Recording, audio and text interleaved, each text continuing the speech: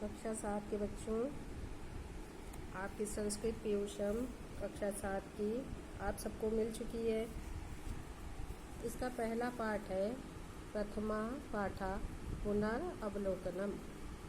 पुनरअवलोकनम का अर्थ पुनः देखना, दोबारा देखना। जैसे कि अब तक हम लोग पुनरावृत्ति करते थे। जब सत्र का आरंभ होता है, नए क्लास में आप लोग प्रवेश लेते हैं, तो आपको पिछली कक्षा की चीज़ें एक बार पुनरावृत्ति कराई जाती हैं, दोहराई जाती हैं। फिर उससे जोड़कर अगली कक्षा का पाठ शुरू किया जाता है। पुनरअवलोकनम कक्षा 7 की पहले पाठ में पुनः हम क्या देखेंगे कि कक्षा 6 में, कक्षा 5 में अब तक हम क्या क्या सीख चुके हैं। जैसे विभक्ति, वचन, लिंग, लकार, ये सारी चीज़ें हम अब तक कक्षा 6 तक सीख चुके हैं। तो पुनर्अवलोकनम यानी उन्हीं विषयों का एक बार से फिर अवलोकन करेंगे और उसको आगे के पाठ से जोड़ते हुए पढ़ेंगे। अब तक आपने जब लिंग पढ़ा था तो 3 लिंग आपको बताए गए थे, स्त्रीलिंग, पुल्लिंग, नपुंसक लिंग। इसमें पुल्लिंग में आपने अब तक जो शब्द पढ़े थे वो अकारांत, ह्रस्व अकारांत शब्द थे, यानी ऐसे शब्द थे जिनके अंत में छोटा आ आता था। जैसे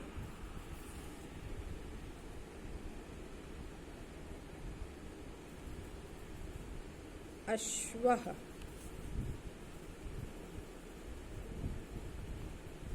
वानरः,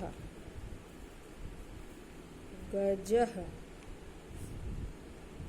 बालकः। ये सब संस्कृत शब्द हैं जिनके मूल शब्द हिंदी में जैसे हम बोलेंगे तो उसे बोलेंगे अश्व। अश्व शब्द क्या है? आधा शा, हलंत वा, जिसे आप आधा वा भी कहते हैं, और उसमें छोटा आ जुड़ा हुआ है, तब ये बना अश्व शब्द। उसी तरह वानर शब्द यानी बंदर, इसमें क्या है? वानर, उसमें रा हलंत है यानी रा आधा है और उसमें छोटा आ जुड़ा हुआ है, तब वो पूरा बना वानर। इसी तरह गज यानी हाथी, गज शब्द में गा और जा हलंत है और उसमें आ ये स्वर जुड़ा हुआ है। किसी भी व्यंजन में आपको पता है, किसी भी व्यंजन में स्वर अवश्य जुड़ा रहता है। व्यंजन वही है जो स्वर की सहायता से ही उच्चारित होता है। तो यहाँ गज में जा जो व्यंजन है उसमें आ जुड़ गया तो ये जा ये बन गया गज। बालक में, बालक शब्द में बालक का हलंत है और का में ये ह्रस्व आ यानी छोटा आ बन गया तो ये बालक। इस हलंत को आप लगा देते हैं तो इसे कहते हैं आधा का है, ये वही उसमें छोटा आ जुड़ गया तो बालक। इन शब्दों को तो हम पुल्लिंग में कक्षा 6 में देख चुके हैं। अश्वः, वानरः, गजः, बालकः। ठीक, ये सब अकारांत यानी इन शब्दों के अंत में ह्रस्व आ यानी छोटा आ जुड़ा हुआ है। अब हम जब पुनर्अवलोकन पे आते हैं तो यहाँ पे प्रथमा पाठा कक्षा 7 के पुनर्अवलोकनम में पहले पाठ में मुनि ही शब्द दिया गया है। मुनि शब्द भी पुल्लिंग शब्द है, लेकिन अंतर क्या है? मुनि ना में मुनि शब्द में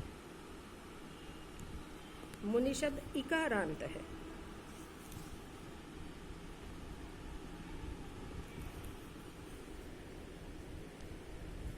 इकारांत का मतलब मुनि शब्द के अंत में छोटी ई आ रही है।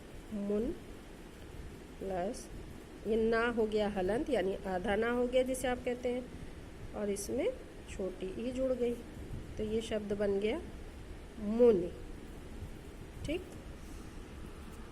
अब ये पुल्लिंग शब्द तो है, लेकिन अब तक हम जब पढ़ते थे तो जिन शब्दों के अंत में ई दिखाई देता था तो हमें लगता था वो स्त्रीलिंग शब्द है, लेकिन यहाँ पे मुनि शब्द स्त्रीलिंग बिल्कुल भी नहीं है। यही आपको कक्षा 6 के बाद कक्षा 7 में ये जो पहले पाठ में सिखाया जा रहा है वो यही है कि आप लिंग तो जानते हैं, पुल्लिंग शब्दों को पढ़ चुके हैं, उनसे परिचित हैं, लेकिन वो ह्रस्व अकारांत शब्द थे, जैसे अश्वः, गजः, वानरः, बालका आदि। अब ये मुनि शब्द इकारांत शब्द है, और इसी तरह के शब्द आपके बुक के पीछे दिए हैं, जैसे दिखाते हैं आपको। ये शब्द देखिए, मुनि शब्द का रूप दिया हुआ है, ये इकारांत पुल्लिंग शब्द है। इसका रूप इस तरह चलेगा। तो मुनि शब्द पुल्लिंग शब्द है, इसका रूप प्रथमा विभक्ति में मुनि, मुनि, मुनयः चलेगा, यानी एक मुनि, दो मुनि, मुनि, और मुन्या यानी दो से अधिक, बहुत सारे मुनि। मुनि यानी ऋषि जिन्हें आप कहते हैं। इन चित्रों से आपको समझ में आ रहा है मुनि शब्द का अर्थ ऋषि से है। तो अब हम पढ़ेंगे मुनि आश्रमे निवसति। मुनि यानी एक मुनि, आश्रम उसमें सप्तमी विभक्ति का एक वचन है आश्रमे, इसका अर्थ है आश्रम में। निवसति रहते हैं, एक मुनि आश्रम में रहते हैं। फिर आपको दूसरे चित्र में दिखाई दे रहे हैं दो मुनि, वहाँ पे ना में बड़ी ई की मात्रा लगी है, यानी दीर्घ इकारांत हो गया, ये दीर्घ इकार लगा है इसमें, बड़ी ई। तो ये मुनि आश्रमे निवसतः, दो मुनि आश्रम में रहते हैं। यहाँ पे आपको अंतर दिखाई दे रहा है। मुनि ही जो शब्द है जिसका अर्थ एक मुनि है, यानी एक ऋषि है, उसमें ना में छोटी ई की मात्रा लगी और हलंत है। लेकिन जहाँ हम प्रथमा विभक्ति के मुनि के द्विवचन के रूप को देखते हैं, वहाँ पे मुनि में ना में बड़ी ई की मात्रा है और विसर्ग नहीं है, जबकि मुनि ही शब्द में प्रथमा के एक वचन का मुनि रूप जो है उसमें विसर्ग है, और द्विवचन के रूप में ना में बड़ी ई की मात्रा है, दीर्घ ईकार है और विसर्ग नहीं है। तो मुनि आश्रमे निवसतः, मुनि आश्रम में रहते हैं। कितने मुनि? दो मुनि आश्रम में रहते हैं। ये वाले मुनि का अर्थ हुआ दो मुनि, और ये मुनि एक मुनि, एक ऋषि आश्रम में रहते हैं, दो मुनि आश्रम में रहते हैं। अब यहाँ लकार भी देख लीजिए, निवसति, निवसतः, निवसन्ति। जैसे आपने पठ धातु का लट लकार का रूप पढ़ा था, यानी पठति, पठता, पठन्ति की तरह निवसति, निवसतः, निवसन्ति। एक मुनि रहते हैं, दो रहते हैं, और बहुत सारे मुनि रहते हैं। वस धातु है, रहने के, ठहरने के अर्थ में। वसति, निवसति, नि उपसर्ग लग गया, निवसति। ठीक, अब आपको दो से अधिक मुनि दिखाई दे रहे तीसरे चित्र में। मुनयः, मुनि शब्द का प्रथमा विभक्ति का बहुवचन का रूप है। मुनयः, बहुत सारे मुनि, यानी दो से अधिक मुनि। आश्रम में निवसन्ति रहते हैं, पठन्ति की तरह। ठीक, लट लकार का बहुवचन करूँ। इस प्रकार इस लेसन के पहले दिन पहले क्लास में आपने ये देखा कि मुनि शब्द क्या सीखा हमने कि मुनि शब्द इकारांत यानी ह्रस्व इकारांत छोटे ई से जिसका अंत हो रहा है ऐसा शब्द है मुनि, और उसका रूप चलेगा मुनि, मुनि, मुनियः, एक मुनि, दो मुनि और दो से अधिक मुनि। आश्रम में आपको रूप याद विभक्ति पता है, सप्तमी विभक्ति का ये एक वचन का रूप है आश्रम में यानी आश्रम में। मुनि आश्रम में रहते हैं, दो मुनि आश्रम में रहते हैं और दो से अधिक यानी बहुत सारे मुनि आश्रम में रहते हैं। ठीक, कक्षा 7 के सभी बच्चे इसको जिस तरह हमने वाचन किया है उसको सुनने के बाद उसी तरह इसका वाचन करेंगे शुद्ध उच्चारण के साथ। मुनिः आश्रमे निवसति, मुनि आश्रमे निवसतः, मुनयः आश्रमे निवसन्ति। ठीक, इसका उच्चारण शुद्ध उच्चारण करेंगे। फिर जिस तरह से हमने इन वाक्यों का हिंदी अनुवाद किया है उसका अनुवाद करेंगे। मुनिः आश्रमे निवसति, एक मुनि आश्रम में रहता है।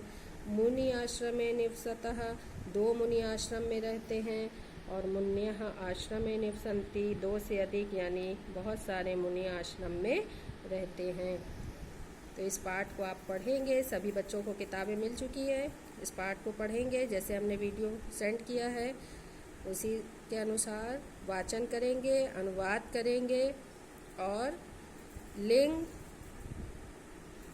वचन, लकार का, विभक्ति सप्तमी विभक्ति एक वचन के इस रूप को भी ध्यान से पढ़ेंगे और इसको गृह कार्य के रूप में करके अपना होमवर्क चेक कराने के लिए ग्रुप में सेंड करेंगे, कक्षा 7 वाले ग्रुप में सेंड करेंगे।